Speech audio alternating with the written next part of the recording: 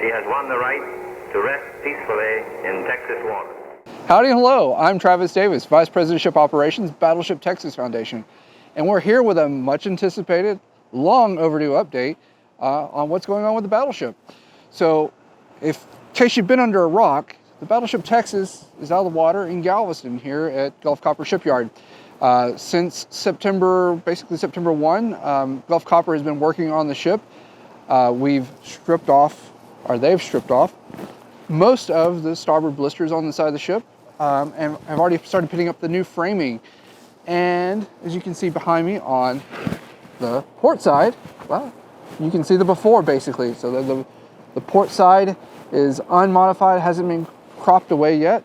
Foam removal is happening on that side, on the aft end of the ship. So you have a before and an after.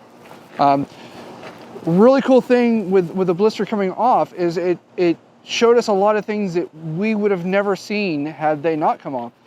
Things like the original 1914 torpedo tubes. So now the torpedo tubes aren't there, but the blanks that cover up the openings are there, and they're very visible once we blasted off all the rust scale and primed it. Very, very nice. And then the other is we actually get to see the original 1914 hull form. The blisters were added to the ship in 1925. So the ship went through a major reconstruction between 1925 and 1927.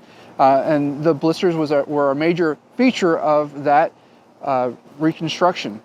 Now, the torpedo blisters were added for torpedo defense, but they also had the added effect of adding buoyancy to the ship, about 3,000 tons or so. At the same time, during that reconstruction, about 3,000 tons of dead weight was added to the ship. That's in the form of machinery, equipment, and armor, all added to the ship. So the addition of the blisters and the buoyancy that they brought offset their weight and the weight of all the weight of the armor and equipment and machinery that are still in the ship right now. And that's one of the primary reasons why we have to rebuild the blisters, or at least partially rebuild the blisters, is because we need that buoyancy that they provide.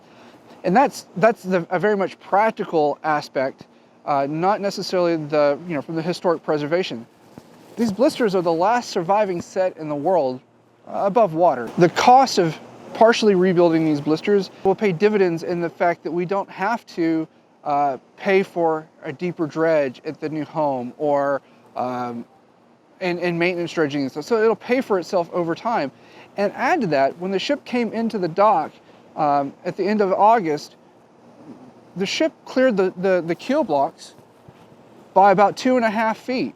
In doing the calculations on what would happen if the blisters were flooded, so basically if they were just dead weight, provided no buoyancy to the ship would set roughly 2.5 feet deeper in the water, which means it would be really difficult to undock this ship if once the repairs are made. On top of that, she's actually going to be just a shade bit heavier from all the steel that we're adding to the ship, even though we're removing a lot of material right now.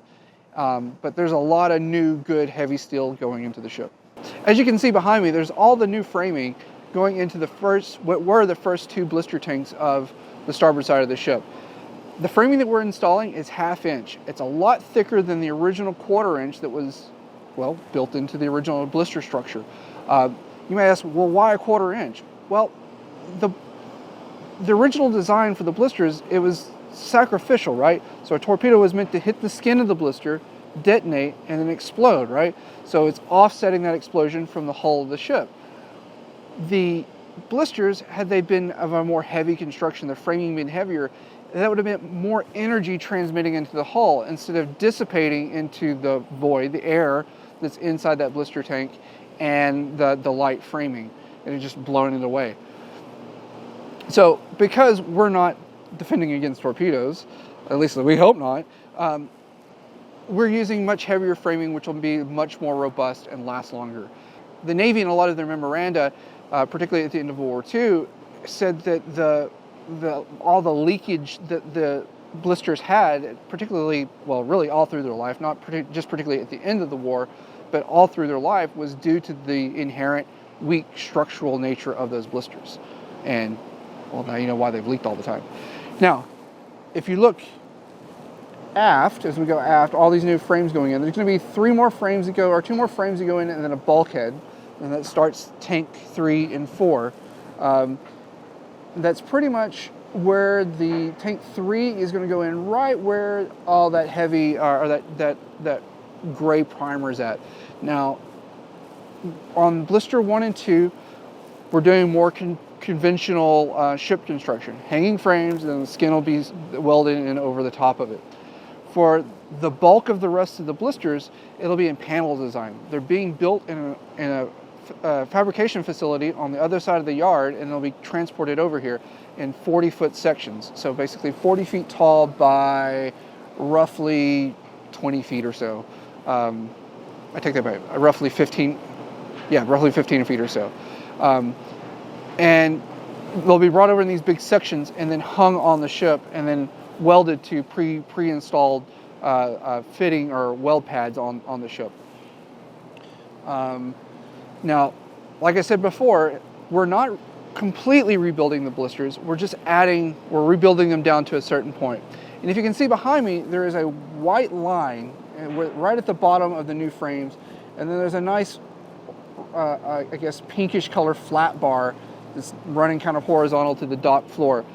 That is where the bottom of the new blisters is going to be. So that's going to be roughly 8 foot above keel and roughly 6 feet or so above the original bottom of the blisters. And part of that is the original blisters tapered underneath the hull, and it created pockets where we couldn't pump the water out of it.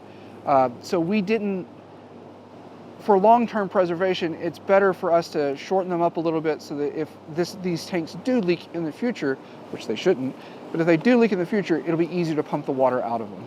So the basic process of how we remove the blisters, it first starts with cutting access holes in the bottoms of the blisters. That's to allow water to drain out of it. So we do some in the middle, we do some at the top, and do some at the bottom. And then at the tank top, in the top of the tank, a nozzle, it's called a 20K nozzle, or I'm sorry, a 3D nozzle, is lowered into the tank on the end of a hose. And this nozzle shoots water in all different directions, and it rotates. And it shoots water at 20,000 PSI, and it pulverizes the foam. I mean, it literally just mashes it into just a pulp. And then that pulp just drains out of the bottom of the blister with the water, and it's collected below. Usually we have a dumpster underneath that collects it. Sometimes it goes onto the dock into a little pile, and then it's scooped up with a skid steer and then into the dumpster. Once that's done and the tank is certified by marine chemists for hot work, the cutters come along with an oxyacetylene torch, and they start cutting out the big strips of skin in between the frames. And then it's handled down using a forklift, a telehandler, down to the deck. It's taken up to the bow where it's cut up in small pieces, and we're going to do some fancy stuff with it later that you can have an opportunity to purchase.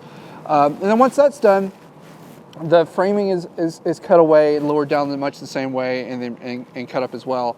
And it just working methodically along the length of the ship that way.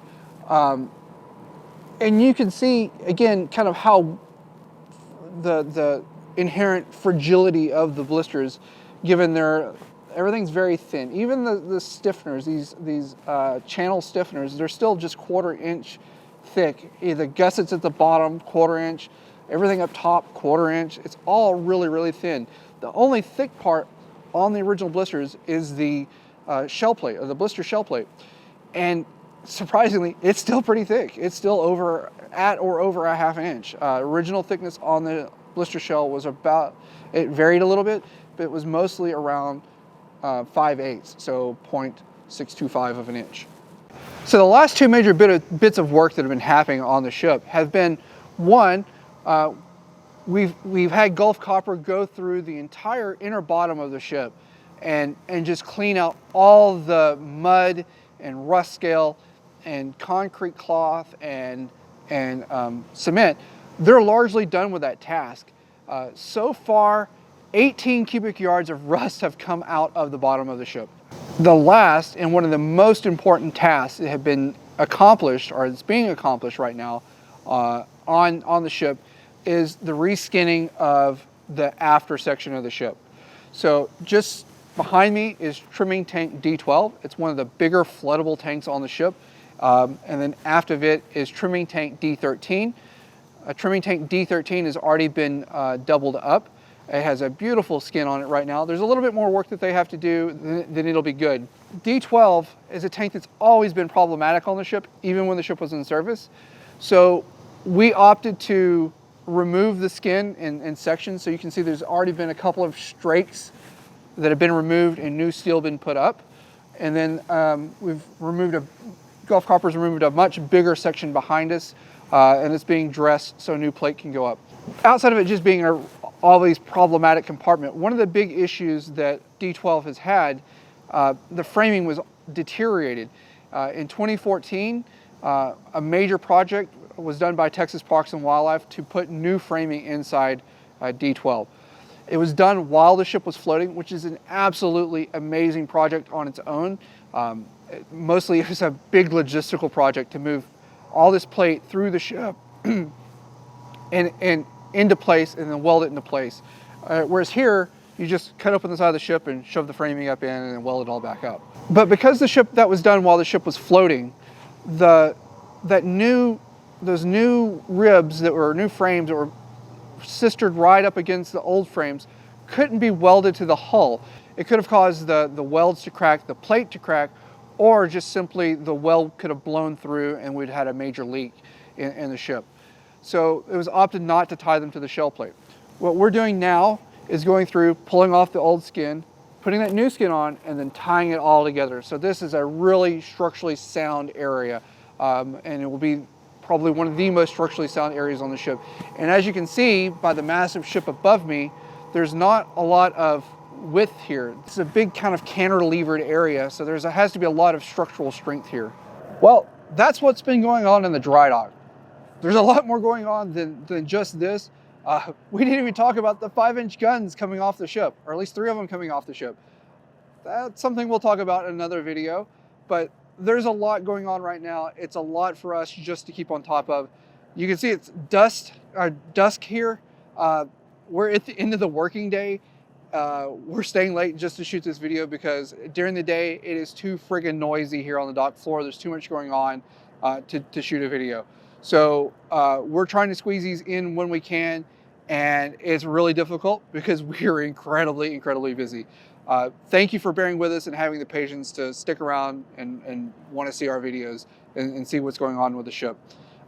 If you want to see what's going on with the ship in person, you can do a dock tour. Go to our website, battleshiptexas.org. Click on the link for the dock tour. You can come down, come on the dry dock, walk under the ship, and get a tour by potentially yours truly, or one of our many very, very knowledgeable docents, and have the once-in-a-lifetime experience of walking under a battleship. There are very few people in the world that can say that. We're trying to make this opportunity available. Gulf Copper has been absolutely fantastic in working with us and allowing this to happen and making sure that we're able to do this safely so that no one gets hurt and it doesn't disrupt the work on the dock. No, there will be no active work on the dock while you're here, so you can't weld on the ship if you want to. I know. So again, thank you for your patience. Keep checking with us on Facebook, on our Twitter, on our Instagram, and our TikTok, while it's still allowed in the United States. And check us for updates there. We put those out a little bit more frequently. And lastly, from all of us at the Battleship Texas Foundation, we want to say thank you.